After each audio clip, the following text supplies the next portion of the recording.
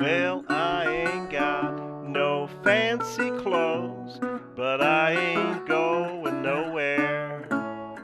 And I ain't got no money to spend, but I don't really care. Now you might think I'm poor and low down, but that don't bother me none. Just come on along, we'll pick the guitar and we'll have some fun.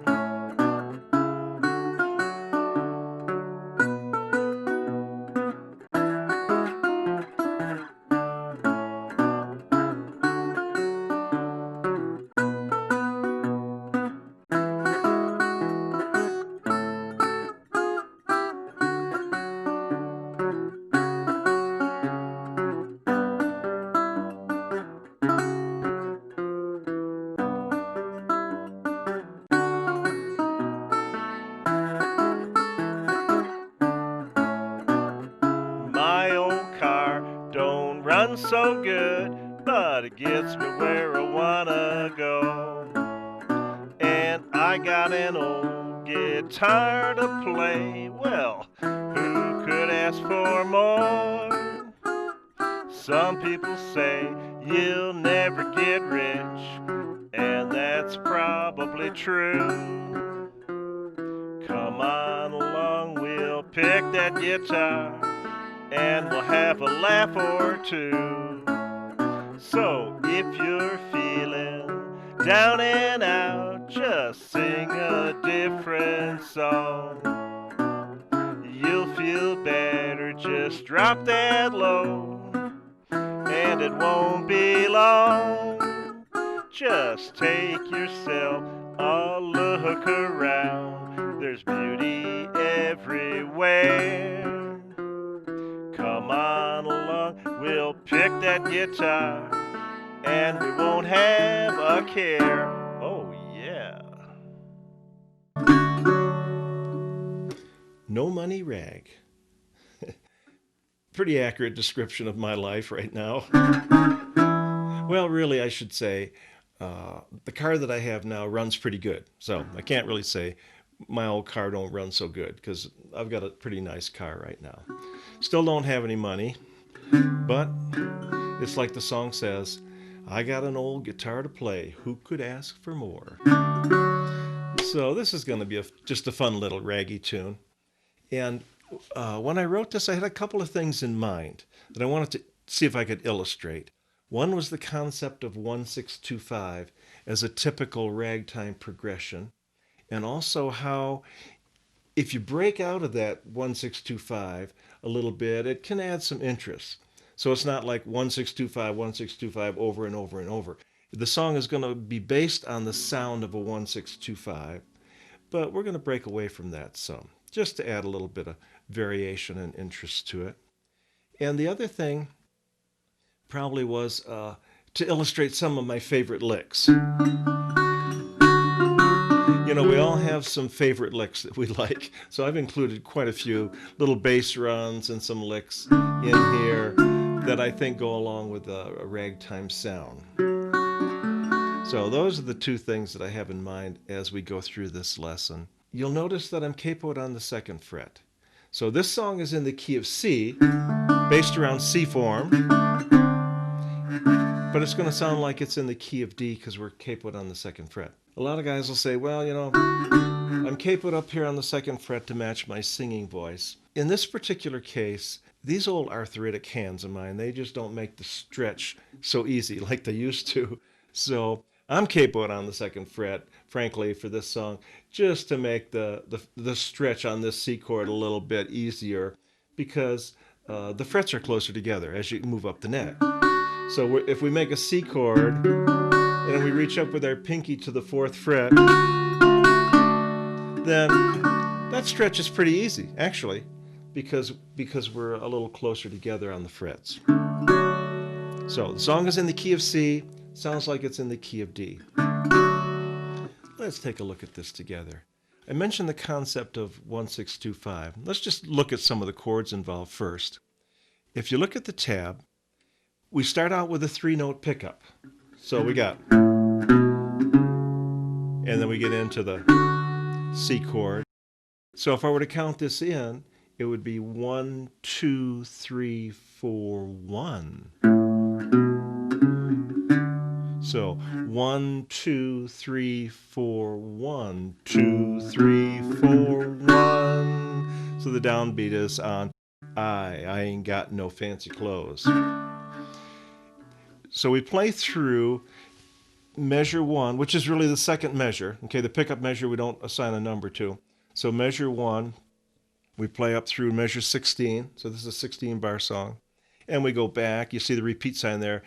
We take the first ending, measure 16, go back and play from measure 1 up to measure 15, and then we take the second ending to end the song. The first ending has kind of a little harmonized walk. Instead of just doing the bass walk, we'll add a little treble walk on top of that to get us back into the next verse. But then when we finally get to the end of the song, we want to finish it off and have a sense of finality there, just with a C chord. Also, I'm thinking this song is probably like 2 parts. Part 1 would be measure 1 through measure 8. Part 2 would be measure 9 through measure 16. So kind of like half and half. They're similar, but a little variation in part 2 to break away from that 1, 6, 2, 5. Notice the chords. Start with a C chord. In the key of C, that's 1. We go to an A, that's the 6 chord. Go to a D, which is the 2 chord. And then we go back to 1. So I didn't have the 5 in there. But then measure 5, we start C is 1, A is 6, D is 2, G is 5. So that's a straight 1, 6, 2, 5. Then starting in measure 9, the second part of the song, we've got C, which is 1, E7, which is a 3, and it's a major chord, not minor, and then the F, which is the 4 chord, and then E7 again, which is 3, F is 4, and then back to 1, and then at the very end of the song, 1, 6, 2, 1 again. So we're kind of back to that 1, 6, 2, 5 feel. And hopefully you'll hear this as we go through the song. So let's take a look at this together. We had our little bass walk for pickup. Then we're going to make a C chord. And we've got thumb is alternating 5, 4, 5, 4. 5th string, 4th string. And we're going to add the pinky on and off here on the 2nd string. You know, the 1st string is an E. Again, considering that the capo is the nut. That seems to be the thing that makes the most sense when talking about note names here. So this 1st string is an E. You know it's an F sharp actually, but with the capo it's an E. So E to E flat, half step harmony. Now that's some pretty tense harmony, some tension there. If I were just to play that, well, that's not a real satisfying sound. But if I go through it and resolve that back down to the 1st fret, the C on the 2nd string, then that works. So this is going to be typical in this song and a couple of other places too, where we add the pinky on and then off. All right, let's try this together. If you were to count this, it would be 1 and 2 and 3 and 4. 1 and 2 and 3 and 4. 1 and 2 and 3 and 4. Try this with me together. It's pinch and thumb and thumb. Pinch and thumb and thumb. All right. I'll count us in real slow. Let's see if we can just wrap this around a few times. If you get a little bit lost with it, just stop and wait. I hope to go through it a few times. Jump back in with the pinch on beat 1. 1, 2, 3, 4.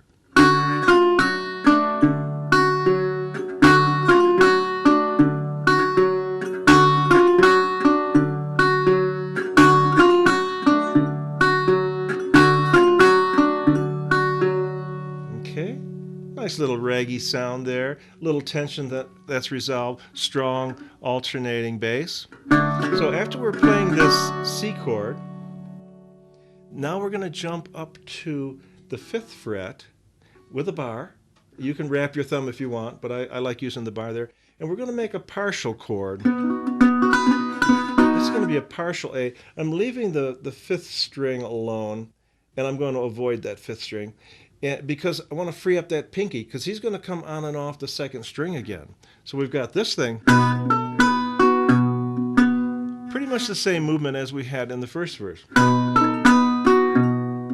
And you could throw an extra note or two there, like I did in the first verse, or first measure. 1 and 2 and 3, 4. Fancy clothes. So putting those two together, we've got I ain't got no fancy clothes. So in the second measure, thumb is alternating 6/4, 6/4.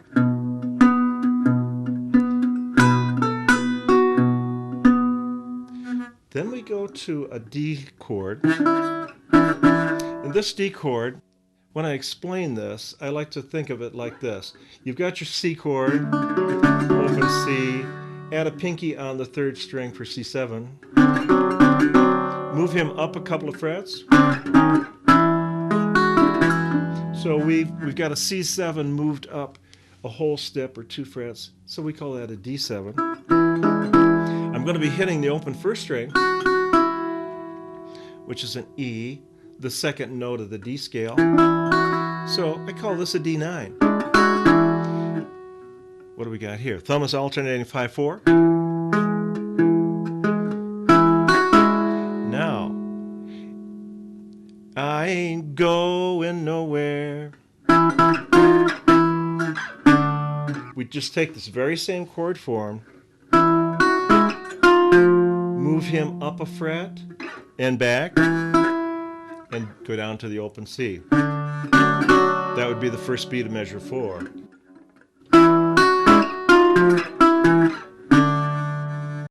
All right. I ain't going nowhere. Now here's our harmonized scale walk. Going into that C again. So we got our regular on the bass, 6th string 3rd fret, open 5th string 2nd fret. But as we do that, we're going to hit open 2nd string along with that 6th string 3rd fret. Then we're going to go 1st fret of 2nd string and put your pinky down on the 3rd fret.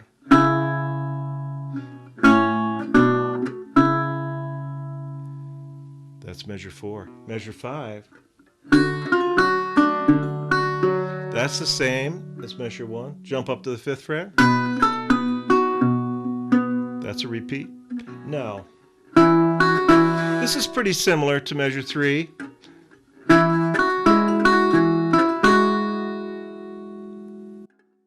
That's our D9. 1 and 2 and 3 and 4. 1 and 2 and 3 and 4. Pinch and pinch and thumb and pinch. Pinch and pinch and thumb and pinch. I don't really care. And we get to measure 8. Care. I'm just laying a bar across the 3rd fret and pinching the 1st and 6th strings. Now we're going to walk down on the top 2 strings. So I'm still going to hold that bar. Frankly, this could even be a hinge bar. You could let up that bar a little bit, take your finger right off the 6th string, but keep that 1st string.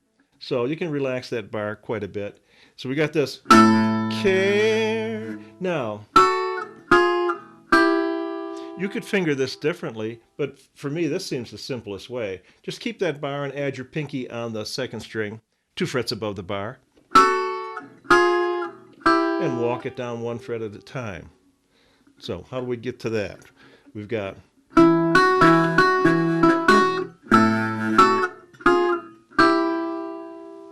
okay, now we get into the second part of the song.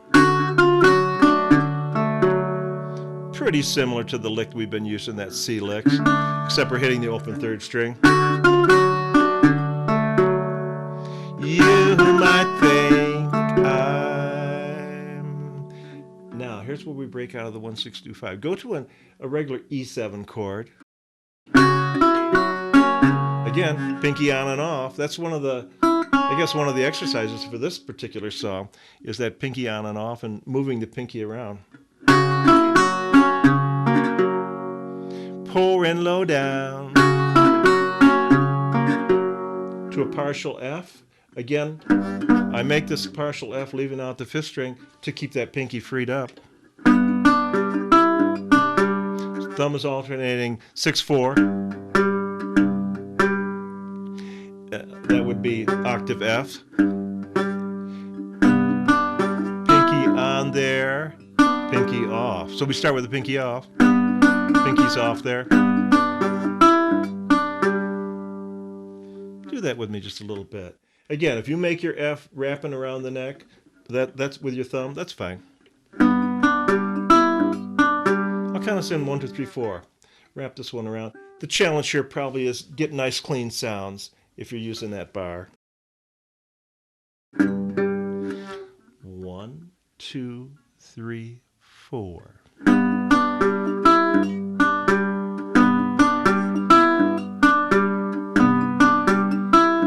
One more time. Into the E7. I show it as a brush or a strum. A lot of times I'll just roll it off.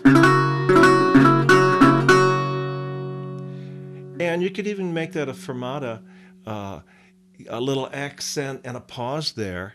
That don't bother me none. So you could pause if you wanted to. None. Now we're going to walk down the 4th string. You're already holding the 2nd fret of that 4th string as part of your E7. So walk him down. 1st fret, open. That's, I guess, another characteristic of this song. We've got these chord changes, but in between chord changes, I like to throw a little walk, either up or down between the chords. So here's our E7. Back to that F. Thumb alternating 6-4. Measure 14. Pick that guitar. We're going to go back to our C lick. Now, guitar. I'm going to put down a little A7 chord here. I want to make this change quick enough so that you don't interrupt the rhythm of the song. So probably the most important thing is when you're in this C chord,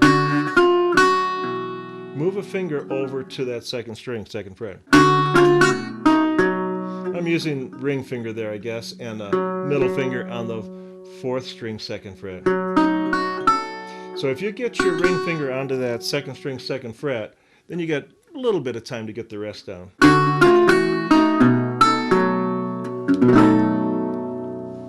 So pinky is going to pick up that 1st string in this form.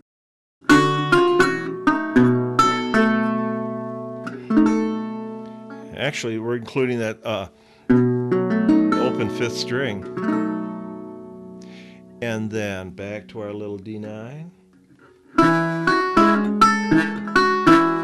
In this case, I'm going to move the index finger from the 2nd string to the 1st string. Pick up that G on the 1st string. And we'll have some.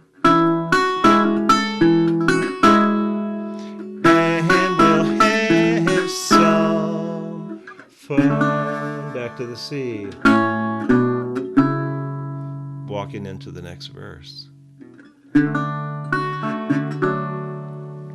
All right, that's No Money Rag. If you can make the changes here in time, take it really, really slow at first. Know where the chord changes are and how you want to make those chords ahead of time so you don't have to think or stumble on that. So if you can make those chord changes on time, keep that thumb going. We got some simple little picks going on here, pinches and adding notes on the offbeat. So it shouldn't be too tough, and I think you're going to have a lot of fun with this one. No Money Rag.